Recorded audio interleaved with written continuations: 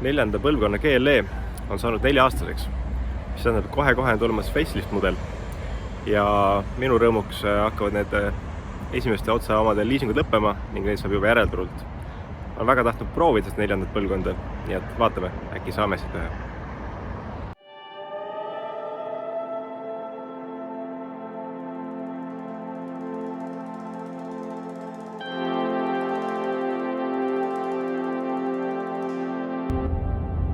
Tänaseks legendaarne G-klass oli saanud juba 11-aastaseks. Otsustati Mercedeses, et on vaja talle hakata järglast disainima. Algselt oli plaan teha Mitsubishiga asi 2 peale, nii-öelda Pajero ja siis teine variant on Mercedes embleemiga. Aga midagi läks neil risti seal omavahel, nii et lõpuks jäi arendusmaja sisse. Tulemuseks tekkis M-klass, mis ei vahetanud ka G-klassi välja, mis on väga hea asi. Ja algselt pidi ta olema M ja siis vastav see mootori kubatur järgi sinna, nagu tolleaegne nomenklatuur ette nägi. Aga BMW M-divisioon apelleeris sellele, nii et seetõttu tuli sinna täht L juurde lisada, ML. Tegemist on ikkagi M-klassiga, mitte ML-klassiga. Aastal 2015 ühtlustati, siis tuli, kui ma nüüd ei eksi, oli 3. põlvkond, ühtlustati kogu see nomenklatuur ülejäänud mudelitega.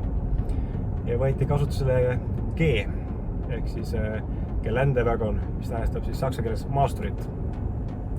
Ja see viimane täht seal taga, et segadust siis maha tõmmata natuke, ehk siis C on vaste, GLC on vaste C-klassile, GLE, millega mina täna sõidan, on vaste E-klassile maasturi segmendis ja GLS on siis S-klassi analoog. Ja G-vagoon jäi endiselt eraldi seisvaks mudeliks. See konkreetne auto, millega täna sõidan, on 2022 aasta GLE 400 Coupe või Coupe või kuidas seda igas nimetatakse. Hästi kihvti paketi on see, esimene omanik selle autole kokku pannud, see hele nahk, kus selle tumeda puiduga see töötab nagu fantastiliselt hästi. See auto näeb oluliselt luksuslikum välja, kui võiks arvata. Ja tegelikult ütleb nii, et see Coupe versioon algselt minu jaoks oli arusaamatu asi, et maastur ja Coupe, aga siis selle konkreetse GLE puhul näeb ta siuke üsnagi edev ja kallis välja minu meelest, nii et võib öelda, et üsna õnnestunud disain. Kuidas GLE-ga sõita on? Loomulikult see väga mõnus.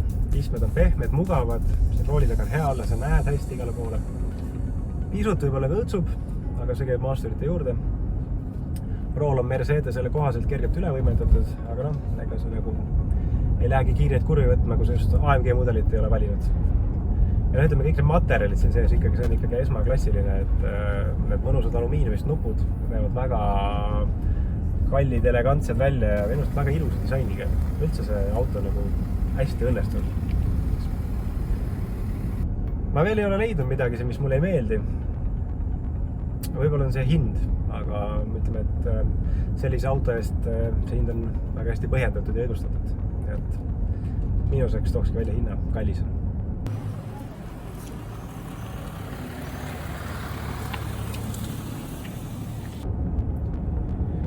Siin selle konkreetse auto kapoti peal on 3-liitrine Rida 6 diisel.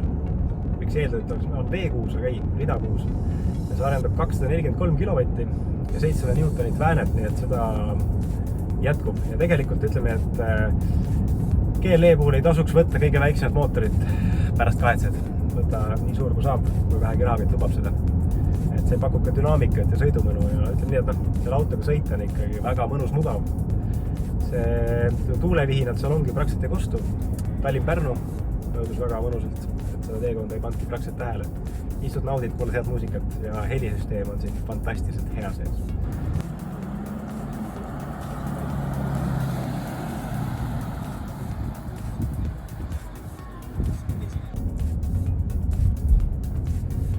Ütleme, et ma tunnen ennast väga mõnusalt siin autos.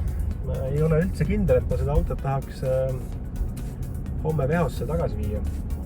Ma võiks sellega veel natuke sõita. Aasta või 2, võib-olla siin 3.